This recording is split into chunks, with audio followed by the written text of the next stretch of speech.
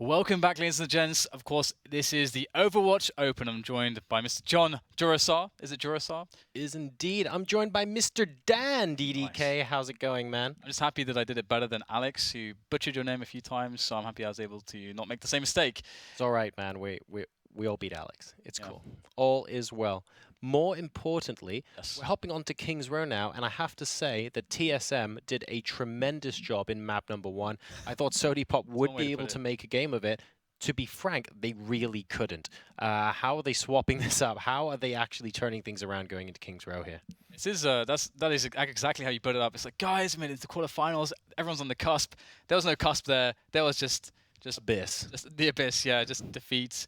And I think, of course, SODIPOP have a lot of, essentially they're in that spot where it's like, all right, guys, if there is a problem, you don't necessarily want to think about it too much right now. Let's play our game, what we prepared to do, and reset the situation. And King's Row is probably a good one to do it on. True. Although, I mean, if TSM were able to just butcher that first defense of SODIPOP as they did on the first map there on Hollywood, then I feel like the momentum is going to be kind of a problem because TSM looking very confident. I think if we actually end up having a hold on King's Row, TSM would probably hold on the first point. I don't feel like SODIPOP will be able to get all the way to the end and then suddenly get held. Once they get momentum going, they can be quite a good team. TSM, though, have just been... Maybe it's just SODIPOP having an off day, but TSM were supreme. They're a very, very good team, but we don't normally see it like quite so much of a stomp, to be perfectly frank. SODIPOP are up there. They might not quite be where TSM are, but they're respectable enough that you don't expect them to just get walked over. TSM have played phenomenally. Any highlight players for you moving into this one? People to look out for? I think this was very much... To be honest, it was general one-way traffic. I wouldn't call out any particular one play making a huge difference on the side of either team, other than let's coordinate the ultimates a little bit better. Let's make sure we're slightly more tight-knit as a group. Let's be aware of who's with the rest of the team and who isn't, so we know who to be expecting on a flank. So I just want the comms to be 1 to 2 seconds faster on average here for SODIPOP. And I was actually I was going to ask you this, if you would have expected another Roadhog to come in, because Harvey did great work actually with Roadhog, and that was one of the highlights for me. Also, as well as Talk, who was Widow. Yeah. very, very good on just basically not letting anybody escape. He's like, no survivors. Yep. We will kill everyone, and I like that. So JKW attempting to troll us a little bit with the Widowmaker pick. We were not fooled, though, however, as we now move on out. Can TSM take the first point very quickly? They're going to want, again, to set a super competitive time on King's Row that cannot be beaten. That is the goal. Let's see if that is possible right now. They're almost already on the point, and I have to say, SODIPOP giving them a lot of room, and unfortunately, it does mean 1 or 2 team members get picked off initially, and when you have this far to go to come back onto the point, that will be a super duper quick take of point number 1. That is exactly what I was worried about, a super fast take. And Nicholas has actually switched away, of course, from previously playing Reaper to now Junkrat on the offense, which is very interesting to see. And, well, it looks like it's going to be working out pretty well so far for TSM. As look how far back SODIPOP are already pushed. They're not. It doesn't look like they're too interested in actually coming up forwards. Although that said, now they are coming forwards. That's encouraging to see. They really need to buy a lot of time after giving up the first point so quickly. Yeah, I think they needed to come a bit... they needed to not sort of move off of the point into the corner to defend it, because that just means the moment someone pokes their head out, you have the opportunity to get that player picked off first. Generally speaking, that's bad news bears as far as they are concerned. So SODIPOP, even if they are risking losing as a result, they have to try and stop this from being such a competitive time, because TSM have been pushing so well. And speaking of pushes, here is another one from TSM. Is it going to be as successful as all the others? We get a great Earthshatter coming in from SODIPOP there, actually, to be able to stop this push. But is there going to be the follow-up here? Looks like there's, I was going to say a lot of players are alive, but in comes Agility. He's able to do a lot of damage with Reaper in combination with his teammates. And that is going to be quite a few TSM players dead. So I think this might be the first time we've seen SODIPOP hold something. And I like this, because SODIPOP didn't just hold that by waiting for TSM to get to the capture point and then saying, right, this is where we hold you. No. They actually went out. They were a little bit more aggressive. They recognized that they couldn't do what they did at the first point again and expect to get away with it. So I like the fact that SODIPOP are adjusting to this. Is it enough to win them this game? Way too early to tell. But it's positive, strong play coming out of them. And the crazy thing right now is TSM have basically 4 ultimates ready, just about to get another one on Shake to the Transcendence. So if they were to build that and go for the push and wipe SODIPOP, that would be a really big play. But SODIPOP are getting the fight in there just before the ultimates could all come up, and for TSM to be able to synergize correctly all at one moment. That said, they are staying alive. The base will be dropped, and looks like that's going to keep the majority of TSM alive as they take the payload down to the last stretch. Yeah, doing incredibly well here. Wow, 4 out of 6 players on SODIPOP going down, and Nicholas more or less unchecked on Reaper, and you can't leave a Reaper unchecked at such close range and expect to get away with it, unfortunately. So TSM are back on the bandwagon. They are pushing very, very quickly indeed. At least they got wiped once, so this won't exactly be world record time, but my goodness, are they going quickly. I mean, if you look, I mean, okay, so we saw that it was a Junkrat pick from Nicholas. He didn't really do much with Junkrat. He got serious again. Speaking of getting serious, the Death Blossom comes in, and boom, there it is. Oh, 4 players dead immediately. It is a massacre. That's a team wipe.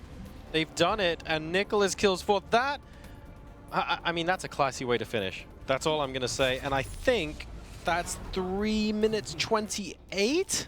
This is the thing is that what would have happened if Nicholas would have just stuck onto Reaper just in the first place? Because once he switched to Factory, he just killed everyone. I almost don't want to know. That was that was savage. I mean, wow. I thought SODIPOP did really well. I just want to call out them actually moving out into the middle of the map saying, no, guys, we have to take this fight to TSM. And the one time they had that little bit more confidence in their play and a little bit more, just being a bit more adventurous for their position. And guess what? They caught TSM off guard and they successfully team-wiped them.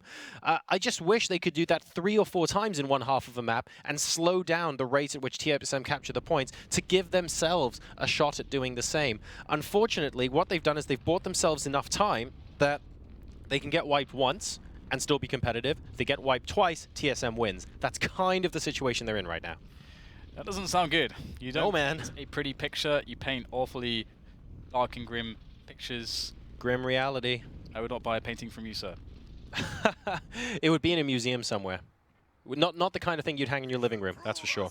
But we'll see if they're able to turn it around. It's certainly possible. At the moment, they're being relatively standard with their hero choices on the push here. Agilities is on Reaper. And Nomi, a reasonably good, in fact, very good Reinhardt player.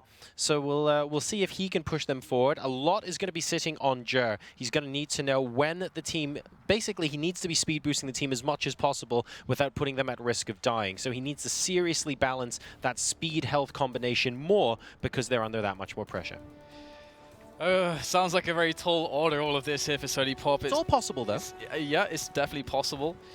But I feel anxious for them almost. Let's see how they can do in the first initial pushes. As you say, they can't really afford 2 wipes. So that is very tough. And here they go, straight in towards the statue, looking to push all the way onto the point there. Are they going to try to split off into the house? Looks like they are going to do that and see what they can get done. I'm already not very sure about this because Nomi's Reinhardt shield significantly lower than that of the opposing team. JKW actually doing a better job of that right now, and Nomi actually going down early on. That is not good at all. Hype, Grim Reality. Torque is absolutely going to town, by the way, on McCree in the background, and Nicholas grabbing a few kills there too. So that, well, frankly, that was 1 out of the 2 wipes. Yeah, and it's when Torque is just laying into them like that, it is very hard to watch for SODIPOP as they just get destroyed, and it looks so one-sided. They don't seem to be able to actually stop Nicholas or Torque from just getting just maximum DPS in, which is a really big problem, that they can't disable the DPSs and apply pressure to them, get behind the tanks and so on to pick them off first or something in that vein. Yeah, there are no heroics here either. Torque isn't sort of rushing in and going, I'm going to pop up in the middle of all of you and kick lots of butt. He's kind of hanging around the Reinhardt shield, being very, very patient, very, very methodical with the way he's taking people out here. And I just like the patience with which he's playing. Nomi and Jer both getting taken out, and that, I think, is a nail in a coffin because we're already at 1.5 minutes out of 3:29, and the first point hasn't been taken. Yep, it's definitely going to be very, very rough for SODIPOP. They need something to happen right now, and TSM just sitting there. It's like, well, we've got ultimates for days. We are ready. Torque and Nicholas just in position, just being allowed to do whatever the hell they want to do, and that is in of its very self the main issue for SODIPOP as they trying to make their way in. And look at this, we saw this before. No. We saw this before. Please not again. Oh no, this is gonna happen. Super sneaky, here we go. Nicholas with the flashy finish. Oh no, he actually only sees 1 or 2, never mind. I mean, he's gonna kill 2 or 3 people anyway, so he doesn't care. If he has to save his ultimate for another day, so be it. 2 minutes and 5 seconds elapsed so far, and unfortunately, even Diva's not gonna be able to stall for long enough to stay on the point. Nicholas will have to back away, but 2 minutes and 15 seconds elapsed. I'm pretty sure it's mathematically impossible now.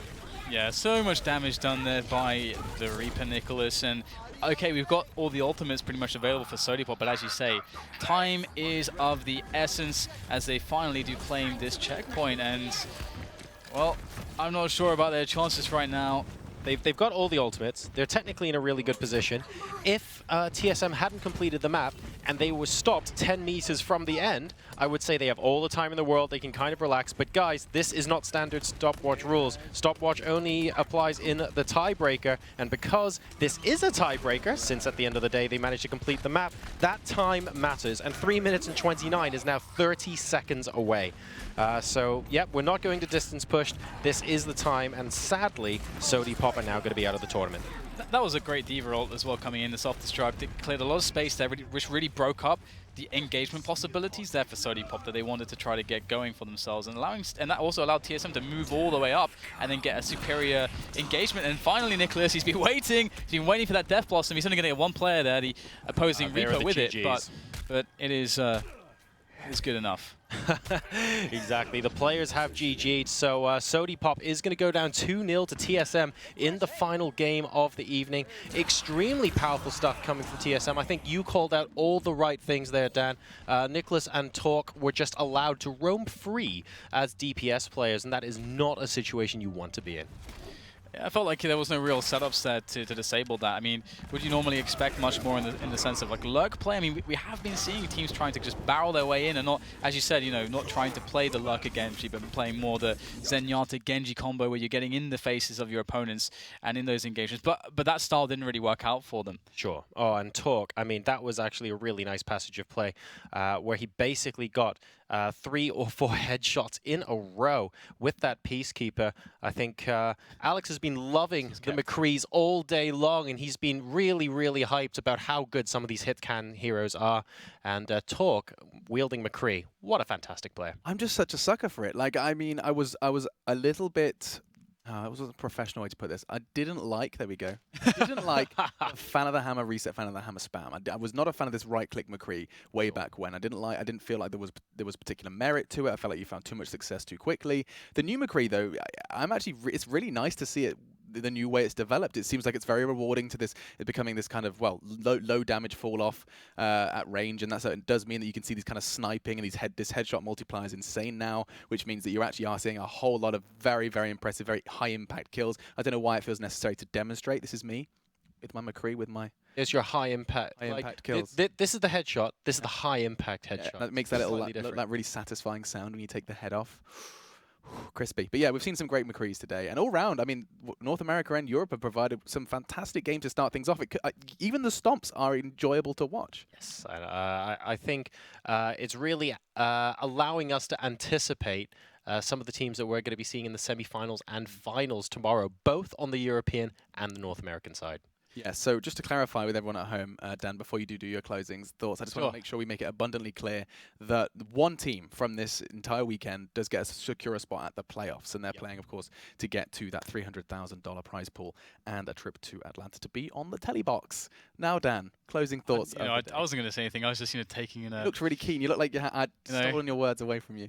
No, it's just funny that we didn't see a single King of the Hill today, which I find interesting. I mean, the thing is that preferring payload, I think, can be more interesting from like a strategic standpoint. But again, some of the teams that have more of a focus on the individual play, we didn't really get to see that. So there's still a lot of cool stuff that we are yet to see that these teams could actually try to throw at us. So I'm just looking forward to that. You saw an Ilios at one point, didn't you? Not in this tournament, but recently, didn't you say you casted one, John? Last night, I saw SG1 play on Ilios. Unfortunately, we didn't get to see Ilios today. No, but I mean, you got to see one recently. So there is still, it is cropping up occasionally through the vetoes. It's worming its way through. We saw an Apal or two in the map veto process as a third map decider for the best of threes. I think a big difference is when you there are 2 ways to do vetoes. When you veto down to 3 maps, then the teams mentally prepare for all of the payload maps in advance. When you whittle down to a single map and the losing team gets to pick from the entirety of the rest of the map pool, we actually end up seeing more King of the Hill maps because you get more teams going, right, this is the point where we mix it up. But when you whittle it down to only 3 maps at the beginning with the vetoes, win or lose, the teams are going, okay, I've lost or I've won on Dorado. What's my plan for Kings Row? What's my plan for Hollywood? Nepal was in there, but it genuinely is in there as a tiebreaker. The teams are mentally preparing for the payload. Absolutely, they are. But I think that's kind of everything, all the bases covered for our first day here at the Overwatch Open. You guys have seen it down below, but I'm going to reiterate once again. Hashtag Overwatch Open. This is me demonstrating the hashtag. This is my own development. Oh, what do you think? Well, Good. Is that new? Hashtag Overwatch Open. New thing? I haven't seen that before. I think Jimmy Fallon did it, I believe. Oh, okay. Yep. He made Justin Timberlake popularized it. He knows. He knows the memes. Anyway, yeah, so hashtag Overwatch Open. Do be sure to go ahead and let us know your thoughts, who you're expecting to see. What did you think? Who was your favorite player? What was your biggest play? Let us know if you're as in love with McCree and Genji as we are. We are little fanboys at heart. It's been a great first day here for the Overwatch Open. We're back the same time tomorrow to go ahead and do those semi-finals that John's been getting us excited about. Gentlemen, it has been a pleasure. We'll be back, like I said, 7 o'clock if you're on European or British time. And we hope to see you there. See you soon.